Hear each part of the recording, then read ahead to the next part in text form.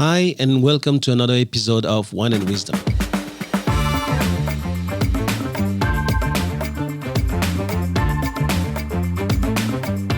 I'm Thomas Le Hoang, and you're listening to the TL podcast, where knowledge is shared and no one takes themselves too seriously.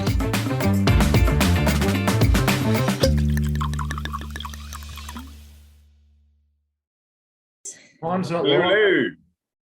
How are we? Excellent. How are you going? Mine's not live. Wonderful. Wonderful. Mine's not working.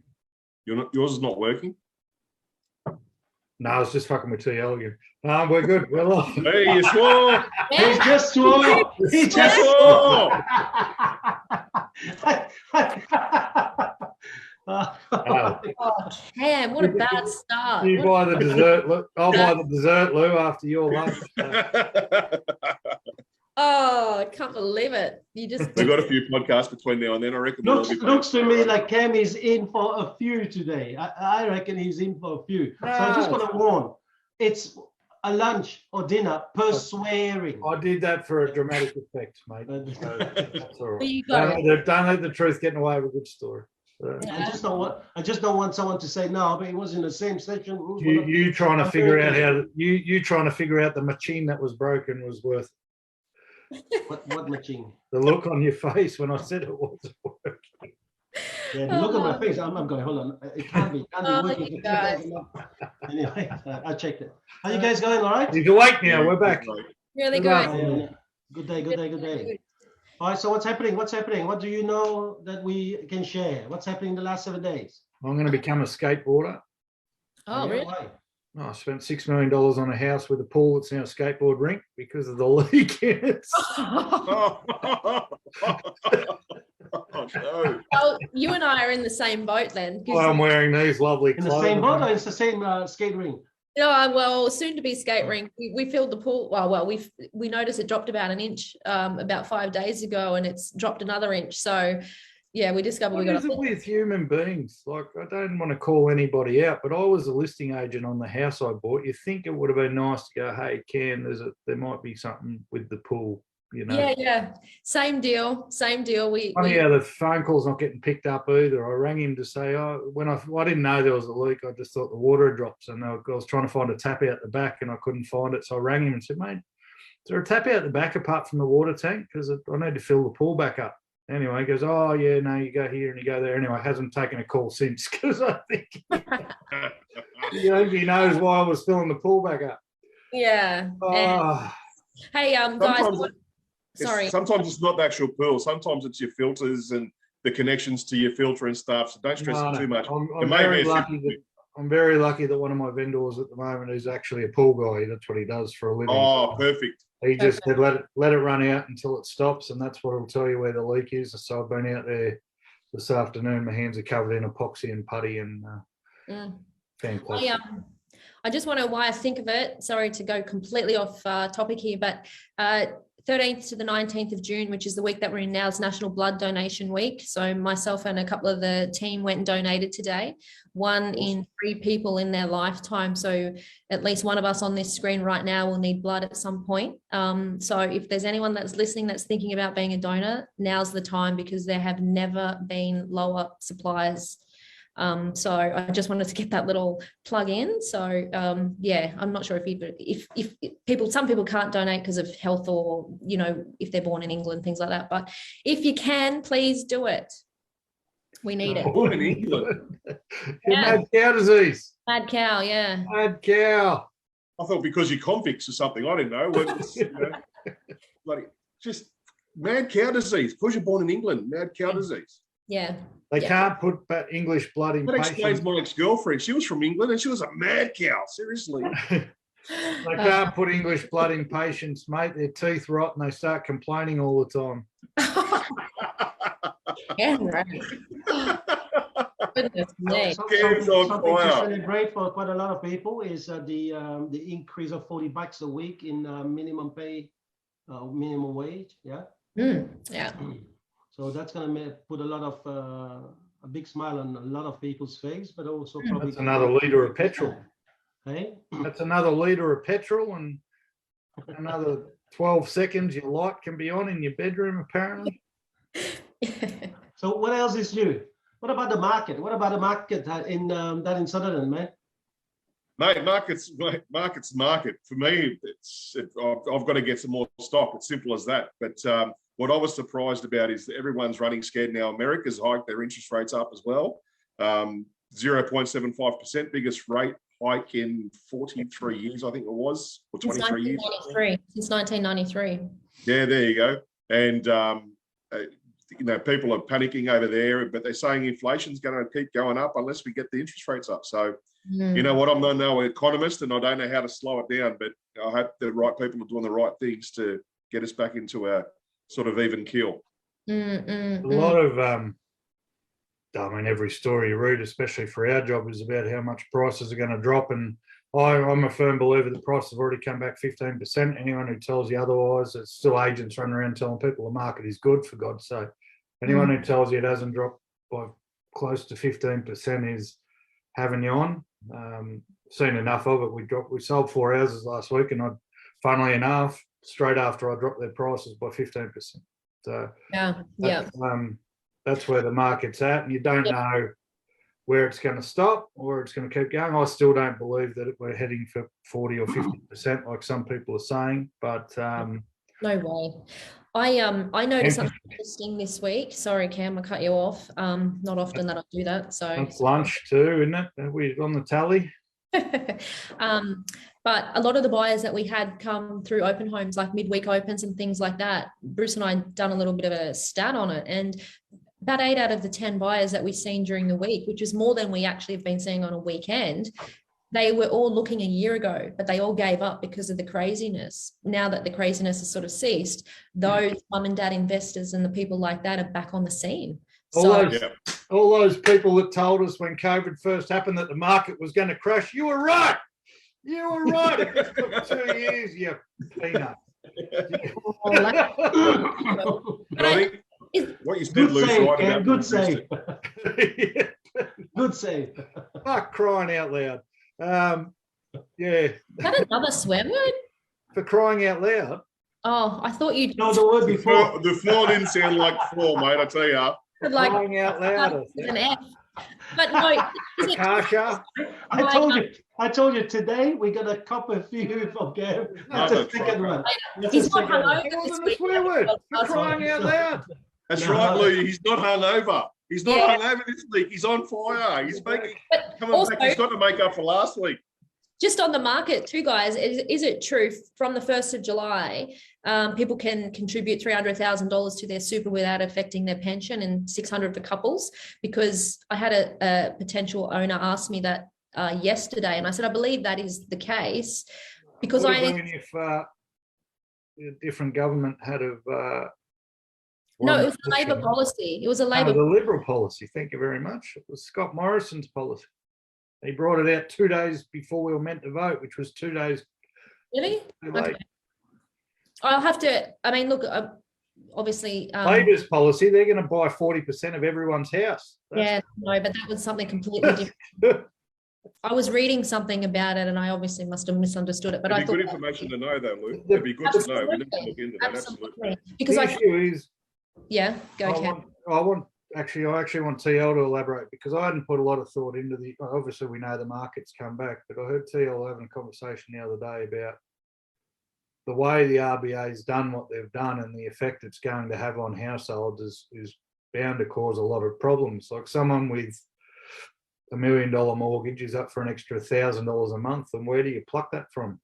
Unless you're extremely wealthy, so all of a sudden you're fighting over which kid can do sport and which family holidays that aren't going to be able to be had, and rationing and all that sort of stuff. Till I didn't mean to put you on the spot, but I heard you having that thought with someone the other day, and it intrigued me. So yeah, that was when we had the discussion with a young man, Jack, very very smart dude. Oh, well, was that when it was? Jesus. Yeah, that was that.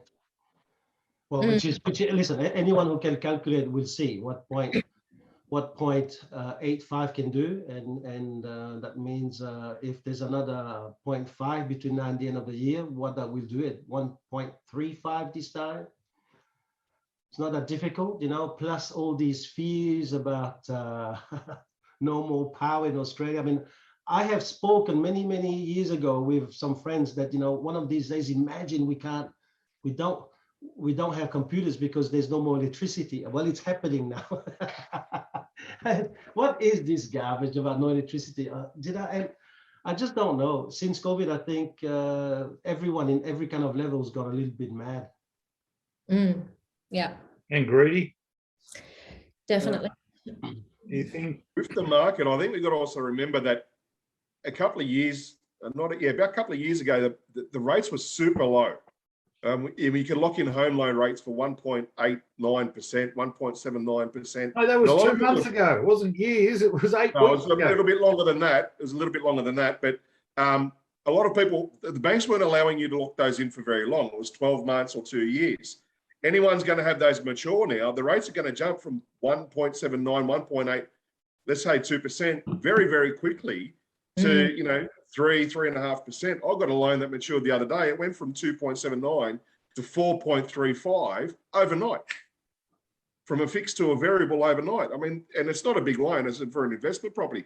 But if that happens to a lot of people, there is going to be some, mortgage stress. Absolutely. Is that why you haven't had a haircut, Chris? No, it's because I can grow my hair really, really well, and I look very suave and look like let's call Tom Hanks. No, it's not Tom Cruise. Al Pacino. Al Pacino. Cappuccino. Yeah. Can we drink some wine, or are we're not allowed? Yeah, absolutely. Ladies first. Wine. Ladies first. Oh, yeah, Cameron. I had to get that in because you're That's going to all say right, it. mate. No, I'll go. I'm comfortable with my sexuality. I'm drinking a Chardonnay. I'm a he, him, who, her, him. Is that your pronoun? I actually had a dig this week. I stumbled across this by accident, but I was on the search. I haven't seen it before. There's a guarantee we haven't had it before because I've never seen it. So Sebastiani, Butterfield Station 2019 Californian Chardonnay. Nice. North Coast. So nothing other than every time we go for a California Chardonnay, it's bloody beautiful. It's about $38 from Dan, so definitely not bottom of the range. But how much? 85? No, $36. So beautiful. 2019, it's got for a Shardy, it's got a little bit of age on it, but not a great deal. And gonna tastes good. Yeah. You've had that one, have you? No. No?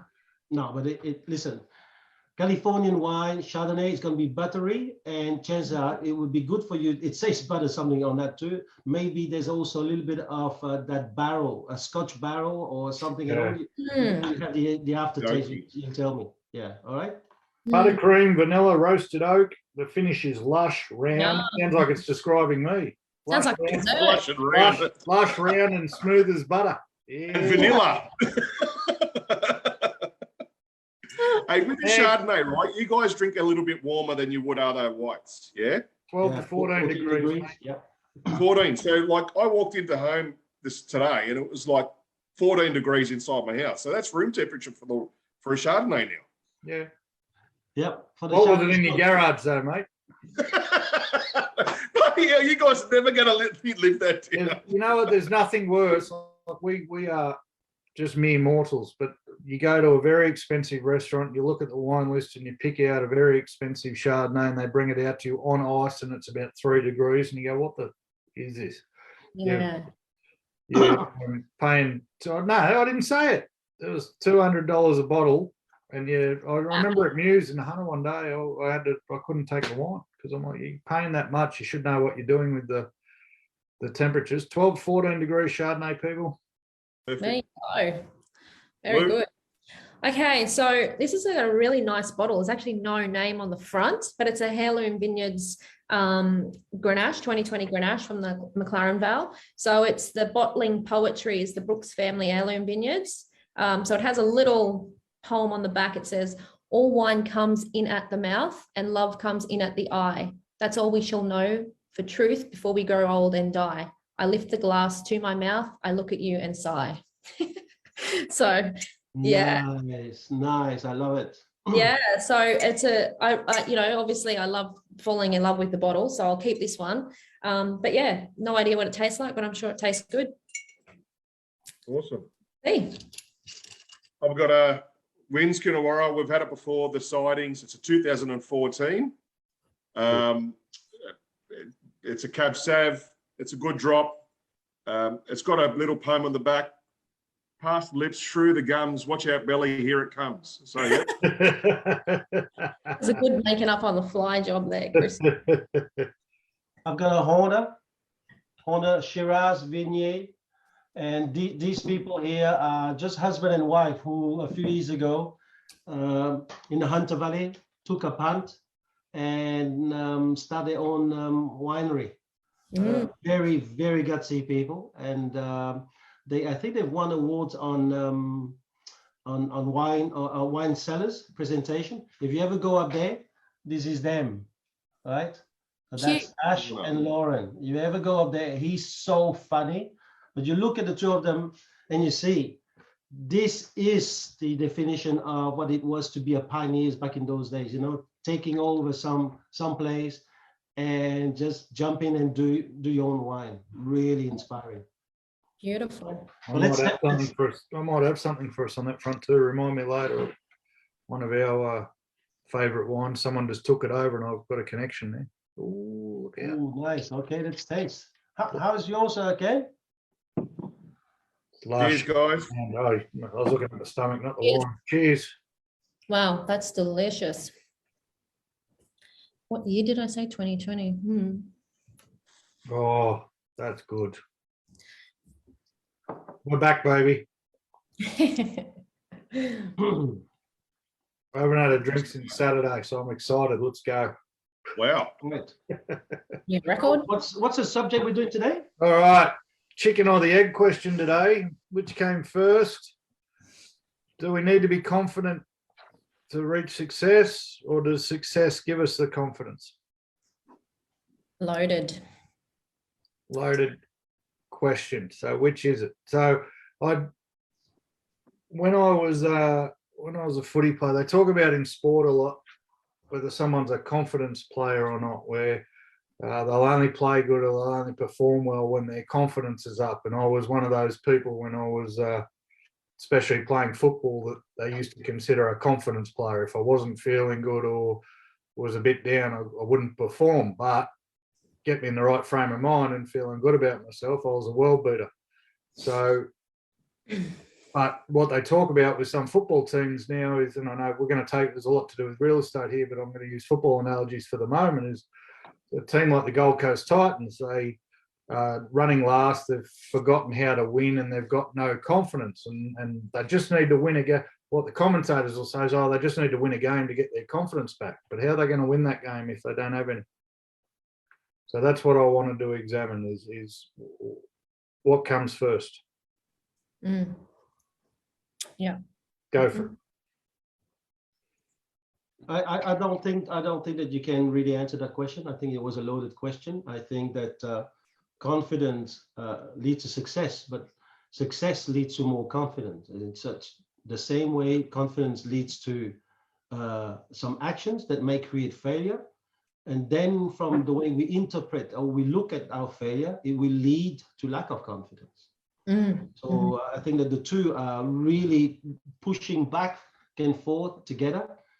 So trying to pick one side on this one here, I can't see how we're going to fix it. I think I'm so glad you said that, because I'm 100% thinking the same way. I have to say my gut instinct when Cam, it was your topic this week, Cam, wasn't it? Yeah. So when you first put the topic out, straight away I thought, of course you need confidence to be successful. And then I started thinking about it, and I sort of backflipped a little bit, and then I sort of I might have to do a Kristanola and sit on the fence for this one and be. I know you're right there with me, Chris. So I've got company, I'm sure. But Watch out for the splinters. Watch out for the splinters. Colorbond. We don't do fences anymore. It's all colorbond. Oh, you're in Port. You can tell, mate. You can tell Lou's in the middle because that was the shortest speech he's ever given. So.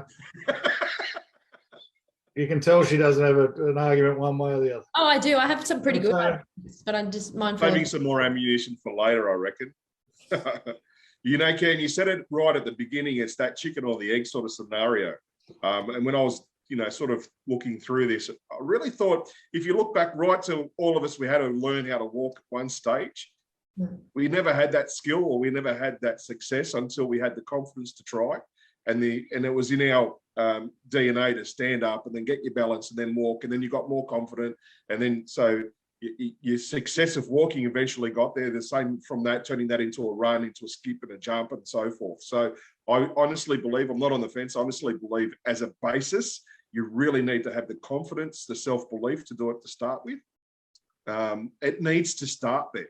However, like Thomas said, it's then a snowball effect that your success, the small success leads to more confidence, leads to more success. And then it's a self-fulfilling prophecy moving forward. And that's with anything you do, whether it's door knocking or phone prospecting or opening a business or asking a girl out on a date, whatever it may be. Your confidence gets there, that success, you feel that success, and it's that will. And that's the way I saw it. I really started to look at it. But on the other flip side, as soon as you have a few failures, you start to have self-doubt. And that self-doubt is then something that you've got to keep in check. And that's a very hard one. Yeah. I think you're wrong, Thomas. I don't think it is. It is obviously logically, the more successful you are, the more confident you're going to be. But 100% with Chris, I think it's actually pretty easy to work out which comes first, because if you don't have the confidence to take the first step, nothing is going to happen. Nothing does happen. You all need, all of us need something within us, that the confidence to think that we might just succeed at doing this. Otherwise, we wouldn't do it. And we see it all the time. People who are getting ready to get ready for the rest of their life, or people who don't, won't make the jump because they won't believe it until they see it. I think confidence has to come first. Yeah. Obviously winning creates confidence, but you won't win to begin with because you won't start. But the topic is, does confidence lead to success, or does success lead to confidence? And so I think exactly along the lines of what everybody said a little bit is, yes, you've got to have some kind of confidence to start. But I think what happens is a lot of people start with fake confidence on the fake it till you make it basis. Then as they create habits that become successful habits and they get better at what they do, their confidence grows. Like I was trying to really think hard and long about examples. And to be honest, I was thinking about my daughter, who's, as you guys know, she's about to qualify as a paramedic. And I'm thinking, if that was me, yeah. And I was thinking, if that was me, I know she's got the skill because she aces her test, but she's not been on the, she's had stints on the road and stuff like that, but she's not in the coalface yet. So her confidence is probably in her skill, but not necessarily on saving lives. So at the moment, she's probably terrified. But I know once she's saved 10 people's lives, her confidence will ultimately be there without a doubt. And therefore her success at what she's doing is going to be hopefully phenomenal. But is it, and I was trying to think of examples like that, which I think I know in my own personal experience, there's been a lot of times where I've had to fake confidence in order to the perception of others to be, for me to be successful, until I knew enough in myself and I believed in myself and I had enough self-confidence where I actually truly felt confident. Other than that, I was faking a lot. But there had to be a smidge of confidence in you to start the process, whether you were faking it or not. In a grand sense, your daughter had to have some confidence in her ability to start the process. Why are you shaking your head, Thomas? It's not meant to be an us versus them thing. But when you said there really can't be answered, I think it can be answered. I think it's so. You do a pros and cons list. It's all going to be starting with confidence before you get the first win. And there's nothing wrong with faking it till you make it. And one of the points I've written you, hopefully we can follow some sort of order, but where can you get confidence from if you don't have any yourself? Take it from other people. We are in an industry and in a network where first someone has to have a little bit of confidence to apply for the job, right? And then they're sent to this course where they pay $1,000 to do it. And then some people come out of that and make base their first quarter, and some people come out of that and don't make base for a year. Now, those people who don't make base for a year, is it through a lack of confidence or belief in the system?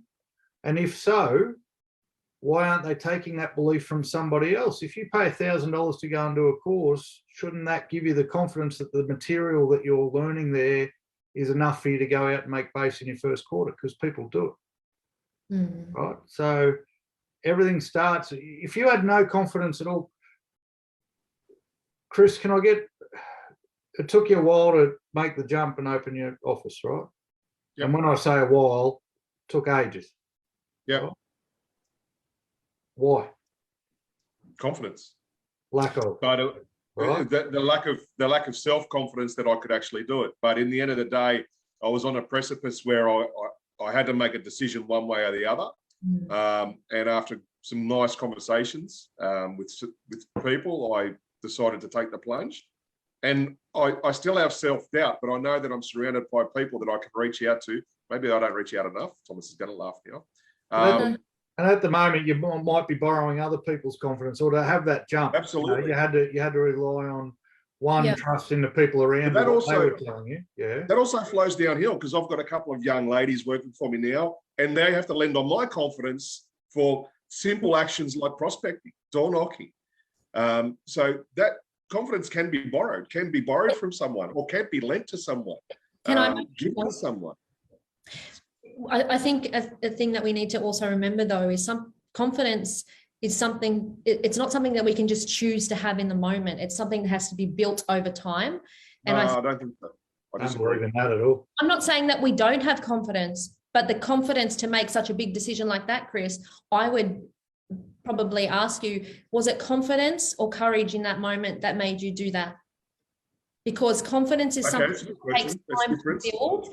I think if we had to walk out today and decide to be confident at becoming a heart surgeon, none. But if I'm operating on cam, I can do it. No problem. Let's go.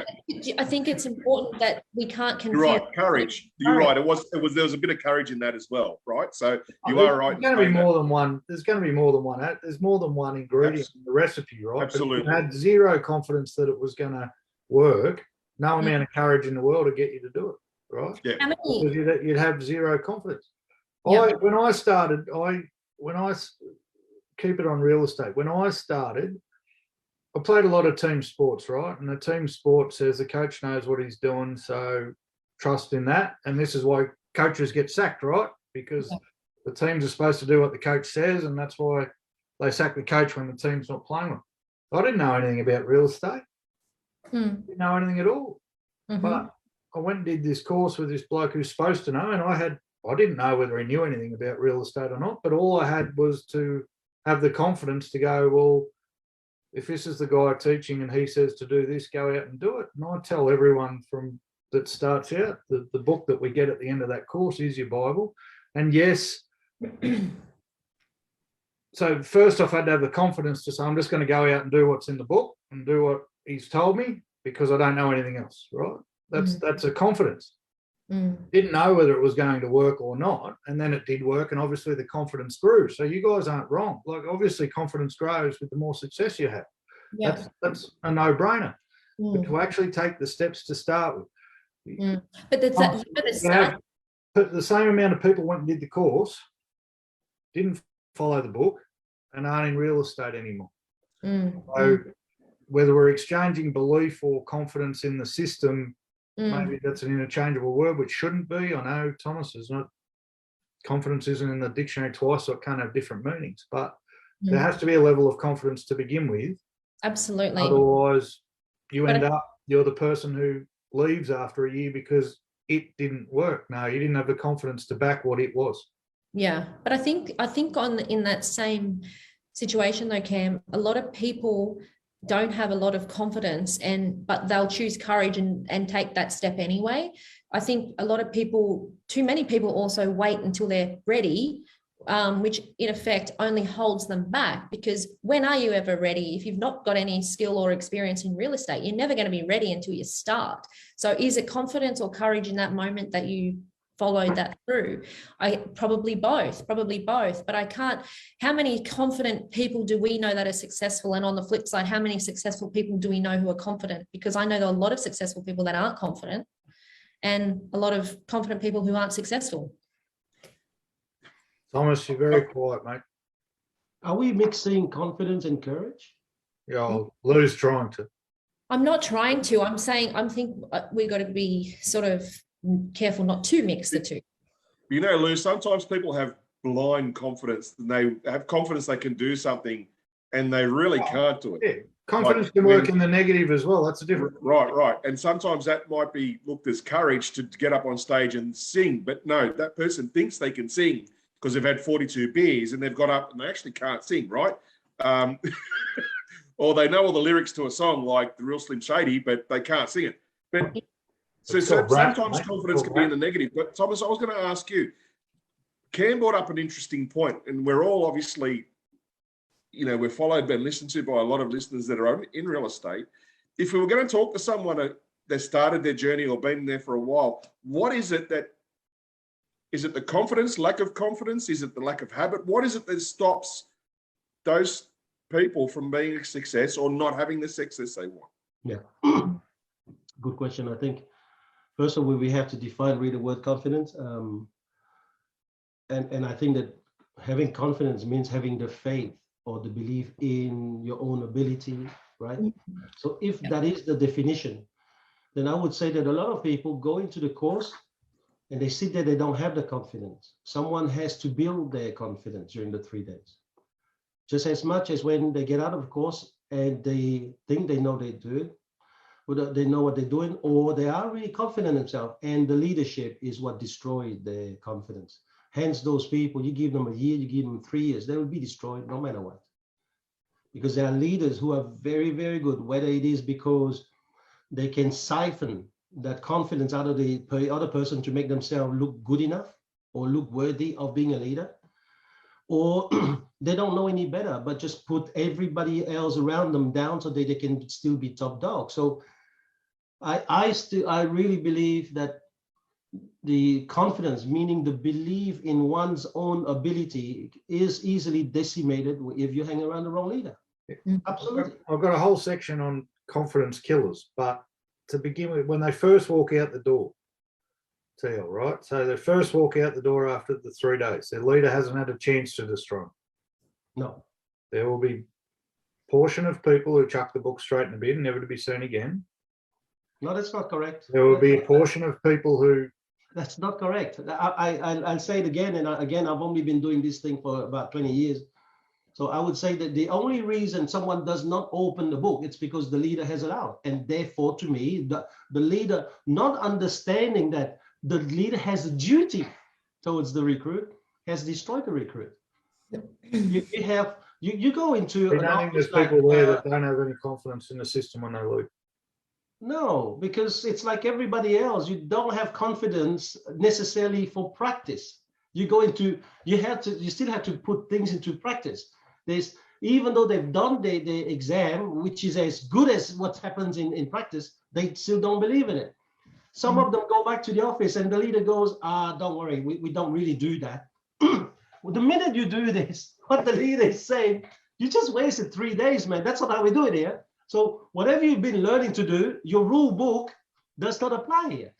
Now, I'm a new recruit, right? I've just done 3 days and I think that I'm good. And now my leader just destroyed the 3 days. I mean, what do I do? Which other rule book do I have? Or a leader says to them, this is how we list by the book. Then when they go out, they sit in front of owners and the leader does a totally different listing presentation. I mean, the new recruit has to go, hold on, I need to scratch my head because that's what I did in 3 days. This is what I'm doing now, but this dude is paying me. The head is so confused. So I think that until the answer to your question is very simple with recruits that are destroyed or walk away. Leadership has failed them. Leadership must really build on confidence. This is how I see it. I take action. I get a certain result. My head starts to build up some kind of interpretation of the result I got. From that, I will take a different set of action. And that's either an increase in confidence or decrease in confidence. That's how it works. I mean, I have no qualm in saying, I I have affected even the confidence of my children in doing certain things. I have affected the confidence of some other people, because sometimes you're not in control of your emotion and you do certain things, or you're not even in control of your makeup. You've got not good enough feeling, and then you try to make sure that the world is either going to be saved from that not good enough that you have, or you're going to try and save them. So you force them to do certain things, you know, and so you affect them. Why is it that there are some people out there, they go out, they don't have the confidence to start the beginning, but you give it to them. So you give them a line. They don't have the confidence to do it. Let's say the beginning of the presentation. They can't do the pre-start. And you get them to do the first 60 seconds. And they're stuffing it up. But some leaders will go, man, that is what a stuff up. They sit down. So other leaders will say, God, that was good. That little bit that you did there was very good. So from no confidence now, this guy does that action, gets such a feedback. The feedback goes in his head, and he's thinking, hey, I'm good, I can do better. He now does it again, and that wheel now is running. And so suddenly, from a position of zero confidence at all, this guy is starting to believe in his own thing, now create the confidence. So in that respect, yes, absolutely. Success does create confidence. Mm. So you've already done a fair bit of it. You're talking to me about why are they like this and why they're not in a year. So if you extrapolate, they go into an office, in 4 years, the leader keeps on putting them down. How the hell do they step up? So I want to talk about confidence killers then, because that's what you've transitioned from. Teal's already there. So I want to talk about what kills confidence, and I want to talk about how we can get confidence back, and I want to talk about what creates confidence. But because Teal's already talking about leadership, I'm only answering your question. It's not a bad thing, mate. I'm just saying we're there now. So I have not moved on. I have not moved on from confidence yet, because I don't think that we have finished with that yet. Confidence killers. You take anything that is negative, it's a confidence killer. I think confidence is a belief, but it doesn't have to be in yourself. I think, using the example of the course, I had to have confidence in you, or confidence in that I'd spent the money, so it must be worthwhile, right? That's the confidence. I have to have, when people bungee jump, right, they have to have confidence not in themselves, but the rope isn't going to break. Yeah. So I don't think confidence is just belief in your ability. I think it can be confidence in the people around you, or what you're. Are you mixing confidence with trust? No, belief. We play semantics here. I'm not trying to play semantics. You asked me a question, I'm saying no. Courage. I think we mix it with courage. Now we're mixing with trust. No. But you also brought faith. You also brought faith into it before, Thomas, too. So if I'm doing bungee jumping, I'm not going to have faith I'm not going to have trust in the rope necessarily. No, but I know you have confidence. It wouldn't be. The business is still open, so I'm confident that wouldn't be open if everyone was dying. So we're going. I'm not trying to play semantics, mate. I'm trying to keep it semantics free. I'm just trying to make a point. I don't think confidence is only belief in yourself. Confidence can be belief in a thing, or a system, or a. That's all I'm trying to say. Absolutely. Because someone with no confidence, delusional people, or people in a, as Chris's point earlier, people who with no singing experience and only hear themselves in the shower jumping up on stage, that's a delusion, right? So to have confidence in something you've never done before or never achieved before, are you a little bit crazy if that's where you're at, or are you a little bit delusional? So sometimes to make the next step, you have to have confidence in other people or other things. But you still have to have that to take the first step. Otherwise, I think that to build that confidence, all you have to do is to take action, and you need someone who's going to be support enough to just push you to take action. What is very interesting is today I spent a day with a room full of property managers, and when I listen to them, the knowledge that they have, not only it's inspiring, their ability to just do their job is beyond great. But then sometimes I look at them and I ask them to do something, and there's such a lack of confidence. You know, and I think that is something that was interesting to really have a look. Why is it that people who've got so much knowledge, so much know-how, can actually pass a test 100% in property management, and have so much about maybe lack of belief this time, but the confidence level to do something is so low. I don't want to be semantic, but you want to talk about things that kill confidence. Is that what you're doing there? No, it's not necessarily kill, because I don't think that they kill. Many of them are in amazing businesses where I know that the owner is constantly trying to build confidence. So what are things that affect your confidence? So I'll say affect, not affect negatively. I think that genetics. I think comparing to others. I think number one for me is self-talk. I think people that have very bad self-talk, because we, like, going back to the confidence thing, it builds over time, but it also wavers, and it only takes a bad experience or a setback, or, you know, in our industry, think about how many times a salesperson's on a roll and they've listed and sold, and then suddenly they go through a period where they can't list, they can't sell, they can't list, and then they start having this, I can't do this, I'm not good enough, this obviously isn't for me, this industry. And suddenly your whole role as a leader, obviously you're always training on skill and belief and attitude and all the rest of it, but your whole job changes to work on this, on the belief side, or the self-talk, because it's not that they can't do it. They've proven that they can, but they've let one or two downfalls destroy their confidence and therefore their success rate. So I think self-talk's a huge confidence killer.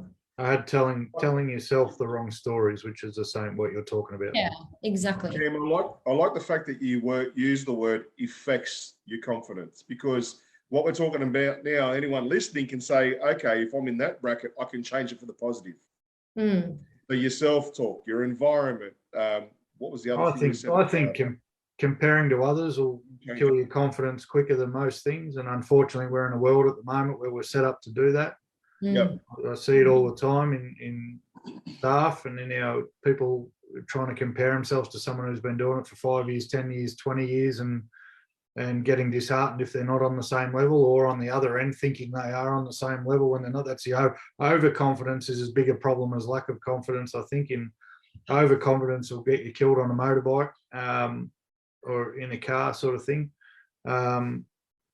Yeah.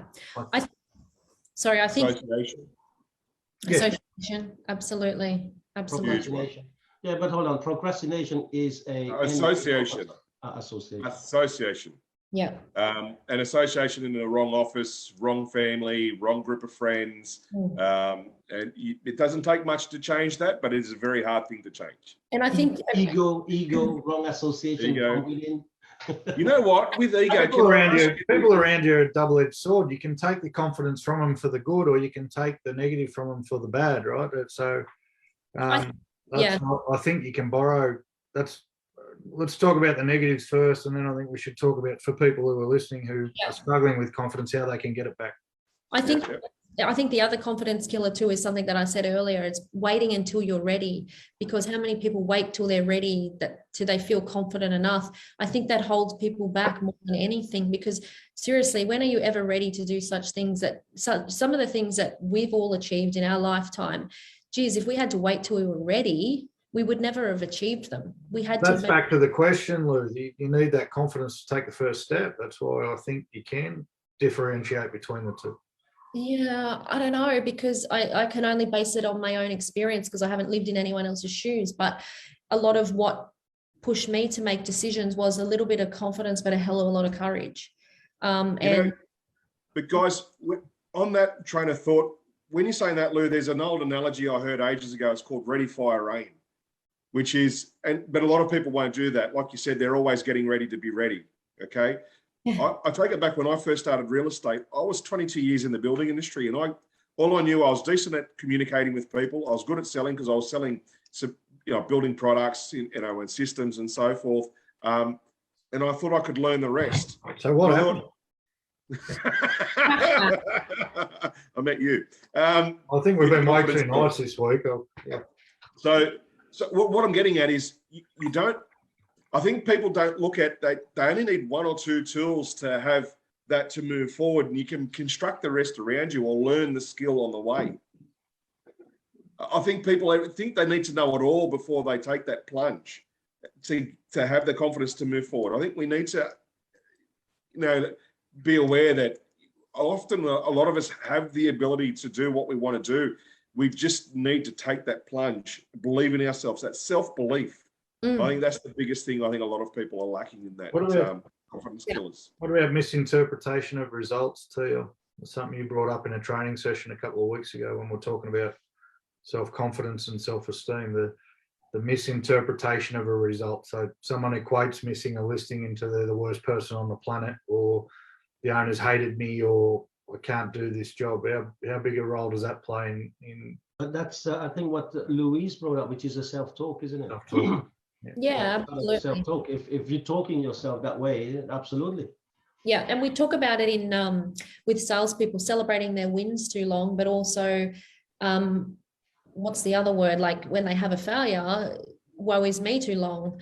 It's about getting people to be straight back on, hey, look, everybody makes mistakes, everybody fails. And, in fact, we encourage people to fail, don't we? Because we say, like, no one's perfect. You've got to make the mistakes so you can learn and be better, especially the new recruits, So, but a lot of people get stuck in that trap. Been there and done it. You celebrate too long when it's good, and then you woe is me for too long when it's bad. Yeah. Right, I mean, just to go a little bit further, some of these people who were in the room today actually said to some of their colleagues, if he gets me up there, I'm leaving the room. I don't want to do role plays, And I'm just thinking, hold on, you just drove 2 hours. I mean, you could actually save yourself the 2 hours and stay home and make that call. But so if you drove 2 hours, that means that part of you wants you to go and be at the front. And that there's a minute part of you that is scared, but everyone's scared. I mean, everyone's scared. Even the nicest thing on in life, we're scared. I mean, imagine the fear we all had, just kissing our first girl or boy. It's just a crazy fear. I don't know. I mean, I don't think it was confidence. I think it was hormones. And Emotions. Courage. So many lines I could say right there. Such courage. You had a bottle of whiskey first. So there's plenty of I won't say killers, because I think they're affecting someone who's leaving a business after a year. Did not have confidence killers, but they had confidence parameters or factors that affect them slowly and chop them one hit at a time. And it was that one last strike that really broke their back, and they had to go. So my thing is, what about the people who have fake confidence? Those people who have half confidence, for example, they go, I want to go and do this, but they don't really do it.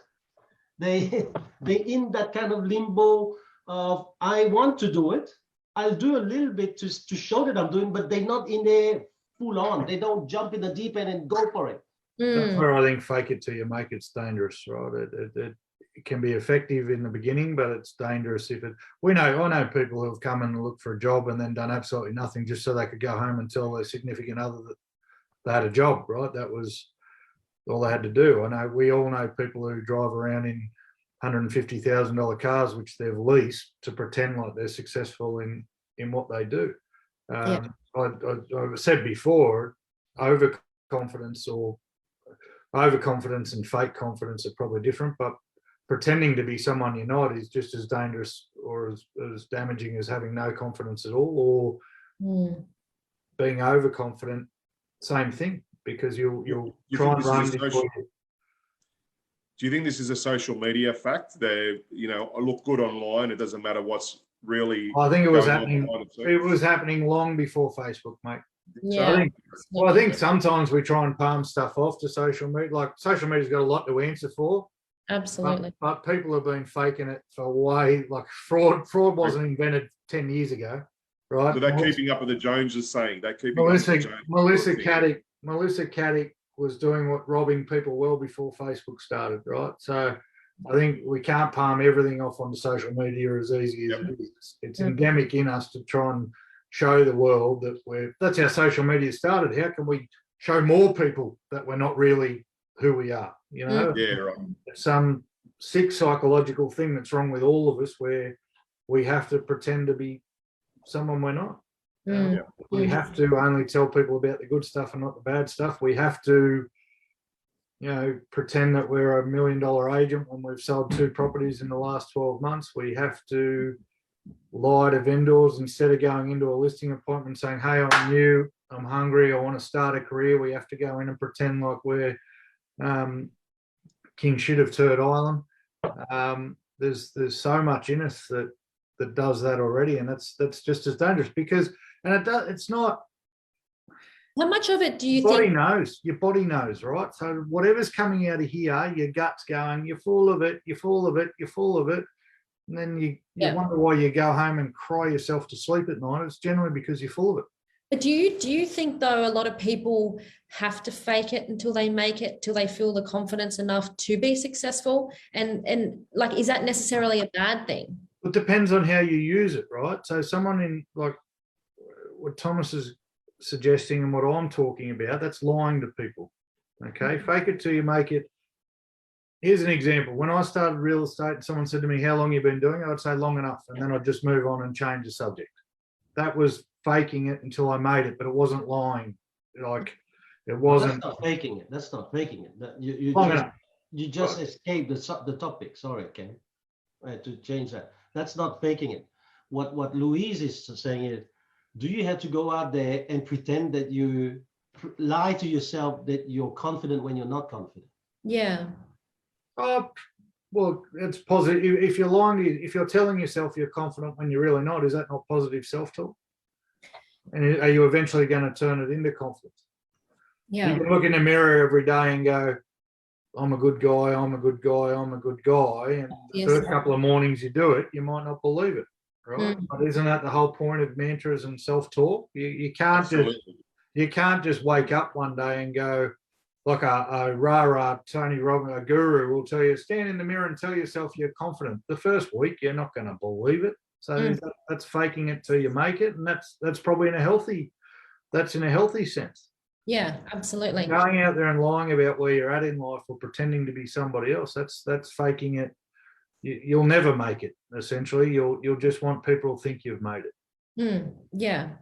We know too many Instagram agents, guys. I know people competing with people at the moment who've got videos out saying, look, we've sold 5 houses this month and you should only trust agents who have actually sold houses. They've got 150 listings. So congratulations, you sold 5 of them. Same people have just been caught by one of their vendors lying about buyer appointments because they got cameras in the house. Morons, right? Oh, we took a buyer around the house today. No, you didn't. We got cameras. Faking it till you make it is going to lead you. It's a truck you can't reverse. Once you're down that path too far, once you've said I am this and I am that and we are this and we are that, once you're too far down that track, you can't get out of it. And I think that's what happened. I mentioned Melissa Caddick. When she stole the first $5, she probably got out of trouble. Well, by the time she'd stolen 5 million, there's no way out of that, right?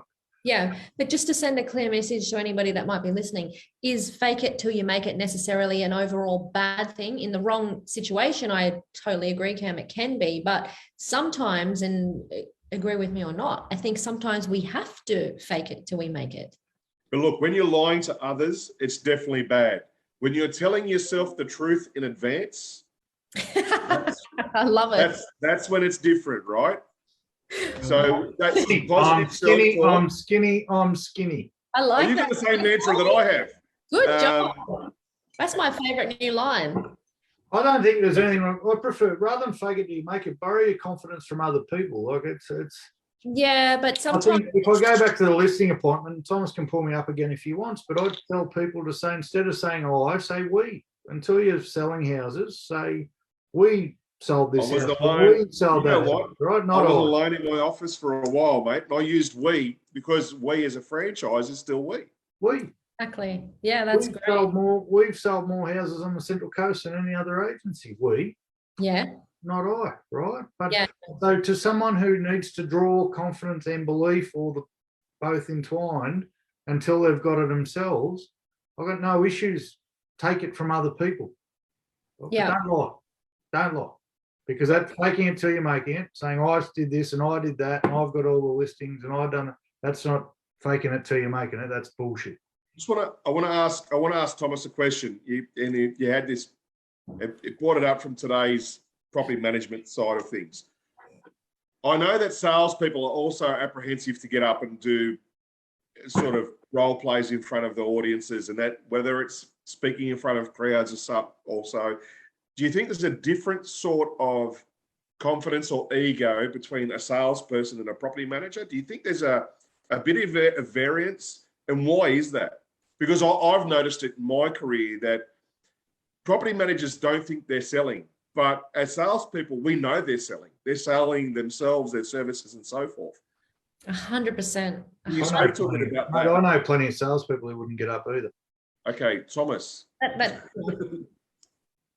I think that salespeople and property managers are bred differently.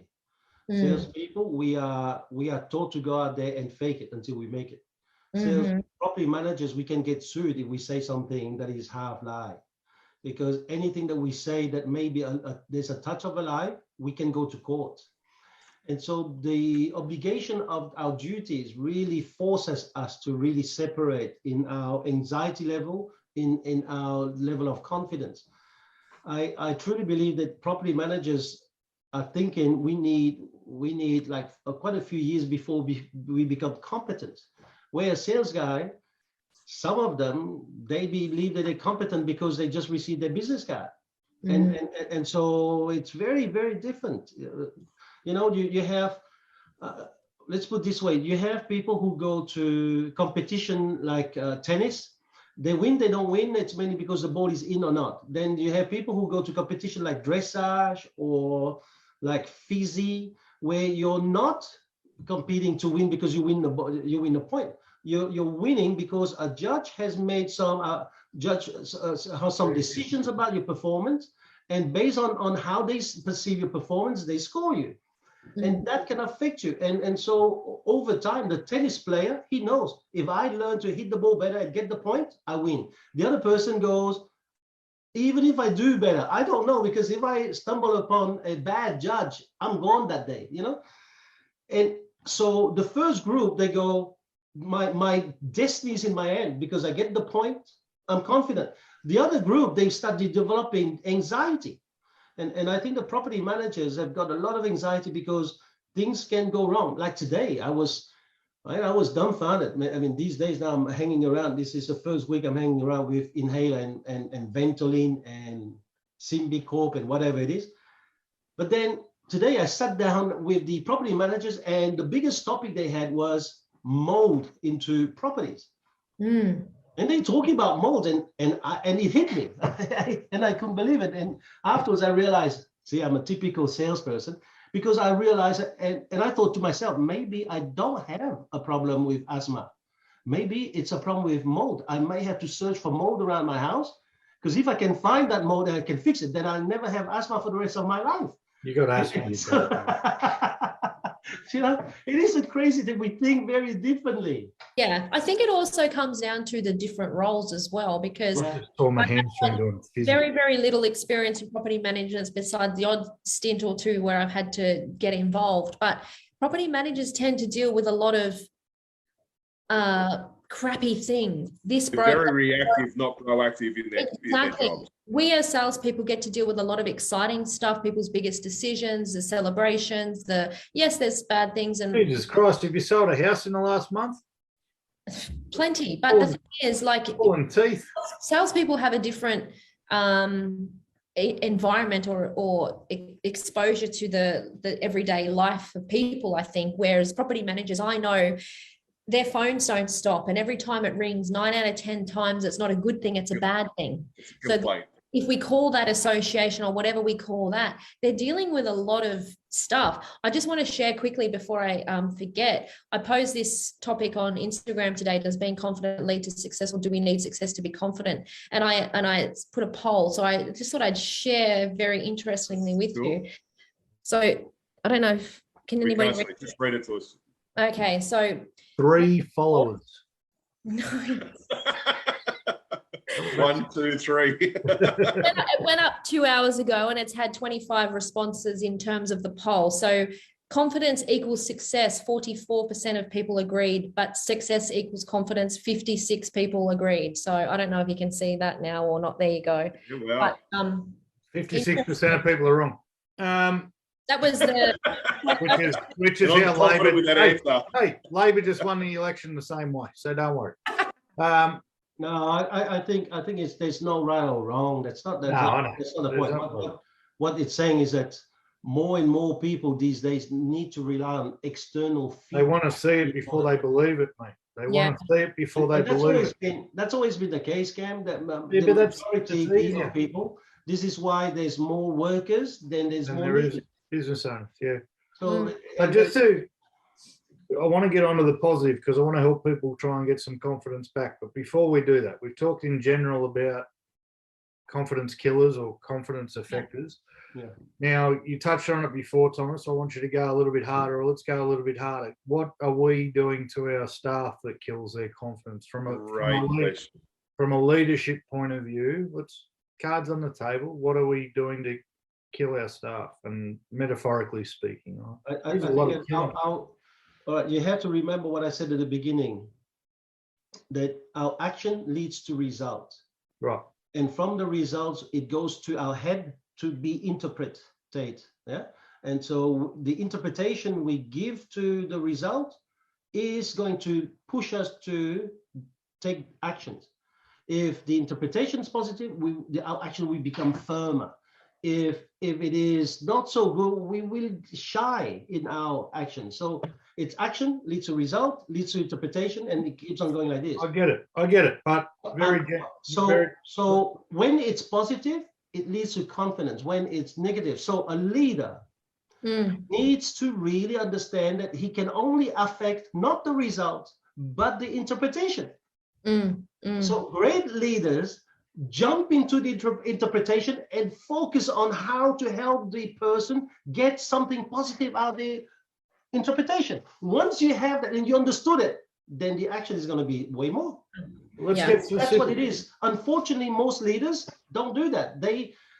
I get it, the back pocket is burning or hurting, whatever it is. And so they go, don't do that again. This is what you did that, therefore you did. And what they don't realize is they filling the interpretation of the recruiter of, I'm not good enough. I can't do it. I stuffed it up again. And then they're expecting them to have better actions, more full-on actions. You can't. Yeah. All right. So can we get the overall philosophy? Yes, but I'm sure there's well-intentioned leaders out there who aren't thinking about back pocket and all this sort of stuff. Can we get specific? Can we rattle off some innocuous things that? No, I'm not. I'm not going to go there. All I say is leaders ought to become masters in communication. Yes, 100%. And the other thing is too, not in just their own communication, but going back to the whole self-talk thing, Cam, in order to build confidence, we have to be so mindful of how we talk to ourselves. But when we hear somebody talking and expressing things that like the wrong words or, oh shit, that was dumb, or I did that wrong or whatever. I was in my research for this topic, I was listening to a Jay Shetty podcast, and he said, particularly women, because we know women have a lot of bad self-talk around being good enough. And he did an experiment. He put them in a room and he said, okay, you 20 women, I want you to write down on a bit of paper everything negative that you say to yourself on a daily basis. So they were saying, I'm fat, I'm ugly, I'm not good enough, I'm a bad mom, I work too much, I don't see my kids, la, la, la, la, la, all these things. And then he said to them, okay, come with me, take that list and come with me. So he took them into a room next door. And in that room, every one of them had a younger sister. And he said, okay, so now I want you to say all those things to your younger sister. And they just said, I would never in a million years say those things to my sister. And he said, so why do you say it to yourself?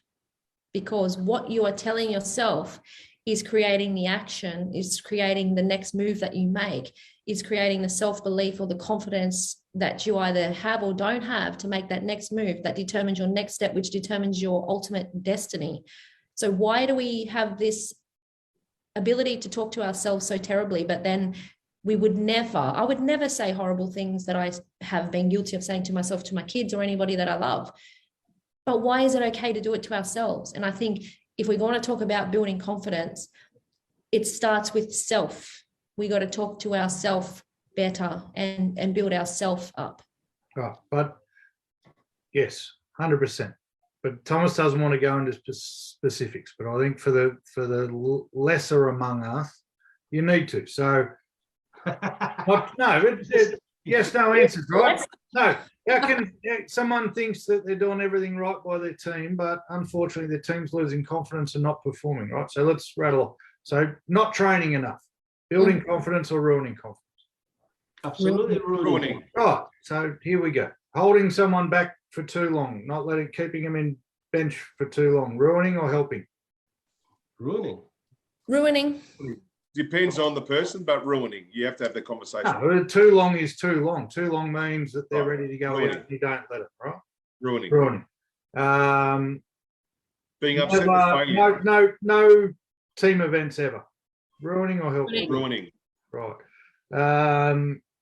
Keeping people on minimum wage, helping or hindering? Ruining. What about not being flexible and understanding work-life balance? Ruining or absolutely ruining? Ruining. Here's what I had one of my staff members have her dog in my office the other day because the mum couldn't leave the dog by itself. Here's what but I'm it was talking. a nice dog, and people were looking out from outside, coming to the office to see the dog. It's 2022. Get used to it. Here's what I'm talking about. All of a sudden, we've got a list, right? So, doing the training but talking too much in it, helping or hindering? Ruining, hindering. What else can we add to the list? Being upset with failures. Upset? Being upset with someone failing. Absolutely. Celebrate their failures. Celebrate their failures. And asking them to do something that you're not first prepared to do yourself. Yeah. You know, it's a funny thing. You know, if we, I taught this at leadership, and I called it parenthood in 2003. I did a seminar called Parenthood. I was 10. Leadership. You know, parenting leadership, and you were still a baby, and being pulled out of a tennis court by your mother, Ken. But when I did that, hurt my confidence, brother. That's all right, man. You've got another 30 years. Of prospecting. Before you get He was 21. He's had it 9 years. I'm in trouble. Anyway, so you know, you have a look at some of these things that people are doing. They don't get it. I give you a very good example. I had prioritizing one teammate over another. I had two leaders this morning texting me, right? So I'm in my car at 7 because today it was presentation day. And because of some stuff up of mine, I lost a document that had my entire presentation for the day. I lost it 24 hours ago. I had to redo the whole lot. And I get 2 texts. One, my staff and I, we all sick. So I'm sorry we can't come. No problem. But you were sick also yesterday. And the second one was actually, to me, even worse. It was, man, I have 3 staff, 1 is sick, one is this, and then 1 is about to leave and blah, blah, blah. So sorry. And I'm thinking, if I was a leader, I would still turn up, because isn't there anything better for me as a leader to learn stuff and bring home to teach my team, hey guys, I'm in the trenches with you. I get it, you couldn't be there for some kind of reasons, but I went and I did it. And I think that little things like this, you know, affect people's confidence. If they can't be confident in their leadership, there's not much that can happen in their performance. Mm-hmm. Absolutely. I think you could write a list, mate, and it might be 100 long, but I think it'd be actually a helpful list, because there's some of it's common sense, but there's a lot of people, I believe, out there trying to do the right thing and just not realizing, but by doing the right thing, you're actually hurting more than you're helping. And that's why I wanted to get into specifics. Yes, the overall philosophy is action and reaction, mate. Young Einstein, it's a great movie, Young Einstein, but action versus reaction. All right. So now I still believe that not paying people right is also 100%. That's why I made a joke, and I know it was a shit joke, but the minimum wage thing before, $40 a week, how's that saving somebody? Interest rates just went up 0.5%, man. Yeah. I know, Ken, but imagine that you're even though it's being pushed back for your restaurant, but you have 4 or 5 guys and you're barely breaking even. 40 bucks is gonna hit you bad. Plus, the 1st of July, the super increase is gonna hit you too. So there's a lot. Well, let me throw this out there. It's also gone up. So your repayments on your loans has gone up as well. Let me throw this out there, because I'm always the bad guy, so I'll be the bad guy again. If you're barely breaking even in business, what are you doing wrong? There's probably another podcast. No, Yeah, that's what I mean. Like, it's easy to go, oh, we're barely making ends meet as it is. Okay, well, let's look at why we're barely making ends meet rather than on an extra $40 a week. Like, I use the analogy. I use the analogy. I think that you're speaking as an underprivileged man living in a $6 million house. No, I had a conversation. No, same analogy, mate. I had a conversation today. I am thinking still about that lady who did a podcast with us in Bankstown, running a cafe and helping people during COVID. What's her name again? Lena, but I reckon she's killing it now. I'm just thinking the competition she has around her is huge. She's not the only one selling coffee, mate. It's huge. Oh, I said I'd be the bad guy. That's all right. Come at me. Well, here's this woman now having to really go through all of those increase. Now she's just put her head above water, and now she has to cup all of these things. You know, we're not talking about just real estate agent doing not much and then getting a $20,000 car. No, but what's the alternative then? I mean, we're talking about it. We're going off into other topic, but we're talking about inflation being at 6% or something stupid like that, and we're not. And people aren't making any more money. How the staff? I get it, but I think $40 a week and all that stuff. I think it's at the end of the day, you want more. Find a way of getting it, but yeah, I still believe it will hurt someone's back pocket. Maybe not everyone, but someone will go through storm. It's not COVID, but it's good for them. I think they need to obviously. A side of a government has one. They have to now deliver a few things, so they're doing that in their first 100 days. I understand that. So I hope it's not too rushed. And let's go back to our confidence now in family. I was thinking about what you were saying earlier, Chris. But if your child stood up and started to take a first few steps, and then he stumbles. Do you go to your child and say, sorry, mate, when you took that step, you did it wrong. You should have done it this way. You should put your foot forward and hold up. No, all of us would go, oh, I can't believe you just did that. I cannot believe it. But then. Great analogy. No, unfortunately, they'd say, can you do it again? I didn't have my phone out. Can you?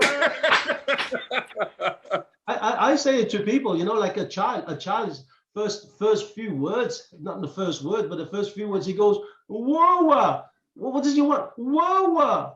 And then water, and the child goes, whoa. And you go, yes, you see, Mom, she wants water. From here on, we're going to say whoa. We won't say water anymore. It's going to be whoa in this house. Good on you. You want some whoa? I mean, seriously, the stuff that we do just to groom our kids into champions. But when we have a recruit, he comes out after 3 days.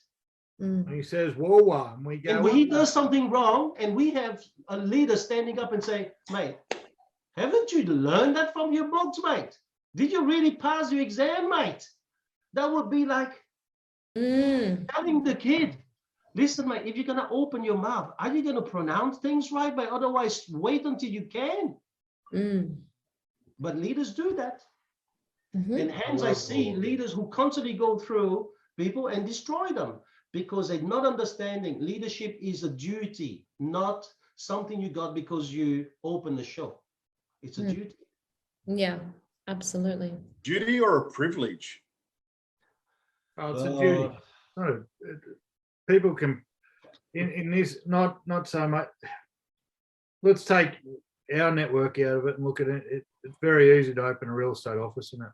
So can I ask a question? Very easy. No, we're talking about duty or privilege, right? So in most networks, very easy to go and stick your name. Oh, okay. Yes. Yeah, okay. right? So that's not privilege. That's The networks privilege, running around. Billy, Networks Billy- running around with 500 officers who want 550, right? So that's not a privilege. You bought your way in, or you did whatever you did. You joined there, right? So then your duty. Mate, I'm not allowed to swear because it's going to cost me lunch, but I F-word it up all the time. But I F it up all the time, knowing that my duty is to help these people get what I've got, or do what I've done, or help them have a win. Right? That's the duty. It's not a privilege. That's if you're going to put the name leader on your name badge anywhere instead of boss, or just dickhead who's got too much money so can pay people's wages, that's not in most circumstances not a privilege. It's a duty, right? I consider it a privilege. Is that word DIC whatever? I don't think that's a swear word. No. Okay. All right. Anyway, I wanted to even talk about what about confidence in our home. I mean, we just touched on our kids, but what about in family, in a couple? Is a confidence in a couple leads to success, or a successful marriage will always will lead to even more confidence, or vice versa? Does it affect? So we know it does, but what about that? A lot of people think that line is just about work. You'd like to be able to say that most people are confident before they get married that the relationship is going to be a success, but I don't think so. I think because of us silly humans and our messed up psychology, a lot of us will get married or jump into a relationship on the hope, not with no confidence whatsoever, but hey, I get a ring, or hey, I get to say I've got somebody. So I think we spend more time at work. I think we spend more time trying to do right by our staff sometimes than we do trying to do right by our relationship. I agree with that, but within the relationship, it's a big can of worms opening it up. What people expect, the expectations of people before they get into a relationship, whether it's just a boyfriend, girlfriend, or a full-blown marriage. But it's a good question you raise there, Thomas. I think. Wish you didn't raise it with 15 minutes to go, because it's. But I think people need. I think like staff members, it comes down to how you respond to the other person's shortcomings or failures. If you're going to put them down when they fail, seriously, that marriage there's going to be something wrong. On the adverse side of that, if you can make light of it, have a joke together, openly communicate, and move forward with something and talk through something, it's always going to be a confidence builder for the other person within that relationship. And until people realise that, whether you're at work or at home with your kids or your staff, your wife or your parents, it's all communication, it's all give and take, and it's all helping the other person be confident that you're not going to lose your shit when they give you some bad news, or how you're going to respond with good news. So do you think though, and this is a thought that's just occurred, so it's not very well developed, forgive me, but Thomas raised a question. We've talked about social media before and how easy it's been to pile on social media. So I'm going to jump on the feminist bandwagon and blame the patriarchy, right? Do you think because of the way Western society has evolved, where the guy's the king of the castle, that inherently, and still now, and we're trying to change, inherently there's one person at the top and the rest are supposed to feel less confident, and I think that's losing power, Cam. As we move along, and we've had a podcast about women in leadership and so forth. I think that's losing power as we evolve as a nation, as the confidence for a woman or a man to leave a toxic relationship. Right? No, not necessarily. I don't think. I don't know if that's courage. I think it's confidence, and I don't think that's changed dramatically. Women back to work. The big thing about the new government is we're getting women back to work. Right? Is that a financial thing or a confidence thing? I'm not trying to pick. There's no fights here. I'm just saying. I've jumped on the feminist bandwagon here. We're talking about confidence in families. I think we've been designed, genetically evolved, especially in Western society, for subordination. But I think that's evolved. I think that's our society's evolved without allowing women to come back to work early, men staying at home. It's evolving, but it's by no means. We're not all the way there. you know, what's the finish line? I don't think it's a very, very clear indication of where we need to be, but we have changed from 5 years, 10 years, 20 years. It's changed dramatically. I mean, ask an owner if they would allow half their staff to work at home 5 years ago, let alone 10, just 5 years ago, and how effective they would have thought they would have been. Now ask them the same thing. There's mums across the nation, because of COVID, that have actually proven to their bosses that, you know what, I'm not going to work 9 till 5. I'm going to work 7 till 9. I still reckon it's a minority, Chris. I think if you throw up one of Louise's Instagram polls, like, we hear about the feel-good stories, but I think unfortunately we haven't evolved enough where, to that example, where people working from home, I don't think it's anywhere near 50%. But what I'm getting at is, I don't think it's anywhere near mothers being able to go home at 2:30 so they can pick up their kids from school, or vice versa. Fathers as well. I hate saying mothers. And you know what I use an example as my wife. My wife hasn't been into her office in 2 weeks, and the boss is like, "I don't care. Just do what you need to do." I bet she's and next week she goes away from work. Yeah, but Sorry, if I was her boss, I would trust her. You look at her work ethic, I would trust her. So it's about looking at the individual, you know. Exactly. I used to have workers that used to work from home, and 9 o'clock meeting on Zoom, their hair was like this, mate.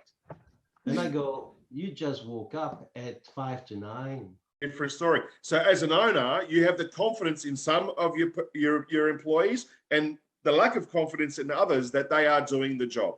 Yes. Yeah, quickly we took it away from family, went back to work. Well, I've only been trying to say something for 10 minutes, but I can't. Jump in, Lou. We know it's going to take 10 minutes to 9 say. minutes, Lou, so you better hurry up. No. But what I'm saying is back to the argument of women and men and whatever else. But I think there's a lot of women that are making a stance, and it's not so much that, you know, men go out and make the money and the women stay home and whatever it is that sort of talking about. I think there's a lot of women that have taken a stance. No, I know you didn't say that, but you said you jumped on the feminist wagon and everything else. But feminist. Pardon? I'm a feminist now. But there's a lot of women that have taken a stance and have come full force with the confidence and the belief that, you know what, at the end of the day, if it is to be, it's up to me. You don't need, I'm not going to say you don't need a man, but the mindset of thinking that you need a man to be successful or anything else, that's gone for a lot of people. You know, there's a lot of women, and hence, you know, Rita doesn't show up for work or doesn't have to go to the office for 2 weeks. Why? Because she's a mother who's got responsibilities, who needs to show accountability and can prove herself. I think we're losing. I think all the clients are a bit stiff. I think we're getting off point. That both the employee and employer have confidence in each other, that the job's getting done, and each other, they trust each other. They have the confidence that things are going to happen. But that leads to the success of that relationship. I think that I agree with Cam. We're going back to work. My point was this. My point was about this is, if my wife has confidence in me, does it lead it to a success in our couple? Or because we do a few successful things in our couple, it will lead me to the two of us being confident of our relationship. Confidence first, and then success emboldens it, right? In case it solidifies it, not emboldens it, solidifies it. But here's the thing. I don't reckon we're going to get this bit done. Well, I hope we don't get this bit done in 7 minutes, because we're no better than Channel 9. We've talked a lot about the negative. Now, let's spend as much time as it takes to give people who are sitting there going, yeah, great, you've told me why I don't have any confidence, how I can get some back. All right. Now, if we want to keep it shorter, we can keep it to a work sense and keep it to a real estate sense. So I've only got one piece of advice, and I think it works for footy teams and real estate and everyone involved. And it's then let's start with you, man. Go back. How do we breed confidence? Well, we breed confidence through our training and everything else. But a guy who's been trained and been doing, you know, he's listed 500 properties in his lifetime can still lose confidence. And you know what happens at the end? Go back to basics. You've moved the needle too far. Everything's got, when all else fails and you're feeling down and out, go back to what got you there in the first place. Go back to the first 60 seconds or the pre-start speech and getting sold and all that stuff. Go back.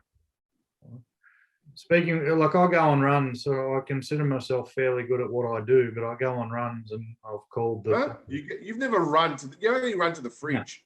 No. Or after too much curry, mate. But I walk out of a listing appointment that I've missed and go, why didn't you do the kit? I still do it to this day, because when I started, 18 months, I did not miss a listing. I came out of his course. He said, go and do what's in the book. For 18 months, no one chose another agent over me. I don't know, you can call that arrogance or cockiness or whatever. That's just the facts. The minute I started changing what I was doing, I started missing a few. The minute. And then I ring him one day and go, mate, I've missed my last 10. He says, well, just go back to doing what you were doing before. Right, so your advice is go back to the basics. Go back to the basics. A footy team has to go back to passing, catching, running hard, tackling hard. That's it. That's all there is. And Thomas likes to point out whenever the rare times he goes and watches a game, when the team's warming up for a game, they pass, they catch, they run hard, and they make a few tackles, because you can have as many strategies as you want. You can have the most fantastic marketing. You can have the best DLs. You can bloody call 6,000 people a day. But if you don't just do the basics. And I had a conversation today with a staff member. He said to me, speaking, it was beautiful timing because of the confidence topic. He said, I'm not feeling real good. It's been 3 weeks that I've come to the sales meeting and there's been nothing to talk about as far as appointments. But you know what? That same guy is doing 70, 80, 90, 100 calls and door knocks a day. And I had to say to him, mate, you're doing the basics. Trust me, have confidence. It will work. Trust the process. And you know what the funny thing is? 5 minutes later, someone called the office for a listing appointment. 5 minutes later. From his work. Which is the point. You gave him information to boost his confidence. Because the opposite thing to what I'm saying is the worst thing you can do if you're lacking confidence is stop. Because you know what? If you stop, all bets are off. All bets are off. So Lou, what would you say to people? You miss 10 listings and don't go to the 11th listing, you know what you're guaranteed not to get? Not the listing. The next listing, right? If you stop knocking on doors, you're not going to get it. Go back to the basics. And that's for leaders as well. Like that's for everybody. That's for your marriage. That's for everybody. Go back to the basics, whatever they are and whatever you're doing. Yeah.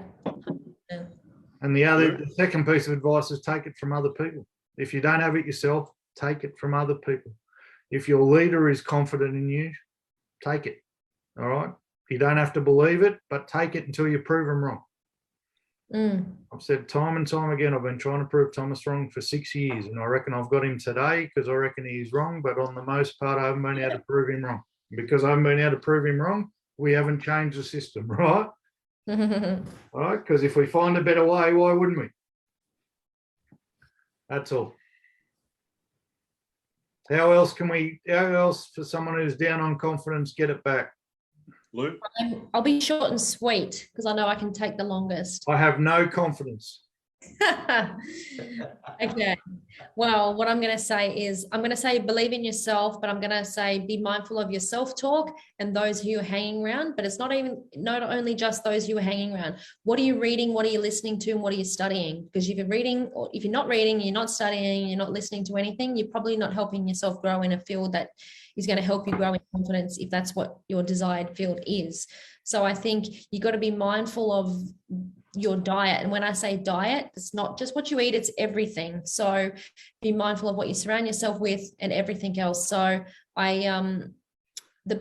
I think the biggest thing for me is, and as we've discussed pretty well here, you know, at the end of the day, we're all born equal. None of us knew how to walk when we came out of the womb. We all had to learn. We all had to learn from experience. And I would say, don't celebrate the highs too long, and don't not celebrate the lows too long. Just get on with it, learn from your mistakes and move forward, because at the end of the day, nobody's perfect. We're all going to make mistakes. It's inevitable. but learn from them and move forward. And, you know, you don't have to believe it. Not everybody is what they post to be. You know, social media is such a huge thing, and everybody has this glamorous, beautiful life on social media, but it's 99% bullshit, you know. So just, you know, believe in yourself and yeah. I think it's, I'm not picking a fight, Lou, so don't come at me. But telling someone to believe in themselves when they clearly don't is like telling someone to smile when they're frowning. Yeah, but you can't just go, oh, you don't believe in yourself. Well, believe in yourself, right? And I also, topic for another day, don't believe we're all born equal. But that's all right. That's a conversation for another day. You can't just, it's like someone says it's cold, someone says I'm not cold, so it's not cold.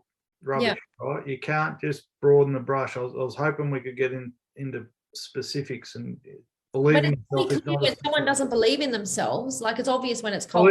So someone who doesn't believe in himself, saying believe in yourself isn't the fix. All right, I'll help you with that. All right, with my one, I'll help you with that because we're running out of time. So for me, it's action. Take action. Just whatever you want to do, take action. Train your skill. Make sure your skill is better than the next person, whatever it may be, with relationship. No, it doesn't have to be. Why does it have to be better than the next person? Talking. Shut up and let me finish talking. The last thing is belief. Belief in the person that you're calling for help, belief in yourself, belief in the training, belief in the action. Just have belief that it's going to work out, but you must take action. Belief and training. Simple. You've all made it sound very hard. No. 3 things, not hard. I'm going to make it very easy so that we can close it. If you're happy with what you got in terms of confidence and success, don't change a thing. If not, re-listen to the podcast. There's a lot of gems. I like it. All right. Thank you very much for this week, guys. It was a very good topic. However, I think there's in there some of the family things that we might have to start covering because we're only touching onto this and yet it is the same thing, right? That applies. Some of the principles over the last few weeks that we've covered would apply to families. And what is it that we do at home to destroy that team that we call family? I think if people are smart, if people are put 2 and 2 together, everything that you learn in a work sense and a training sense can be taken into life. There isn't one thing that I've learned in real estate that I haven't been able to, if I wanted to, adapt to life. So they don't have to be different. They don't have to be one and the same. You don't have to think, you don't have to listen and go, oh, they're just giving us a tip on how to be a better real estate agent. Actually think and go, what if I employ that? I was reading that. I had to read the 15 keys of negotiation again, Thomas, and it said emotion, and you'll never be a good negotiator if you let emotion get involved. It says that in the book. And then I thought, I could do a better job of negotiating with my kids and my wife and everyone around me if I didn't let emotions get involved, right? So they don't have to be separate topics. Very nice. Very nice. But still, we haven't answered my question when I talk about family. Thank you very much, guys. Talk soon. Thanks, Bye-bye. guys.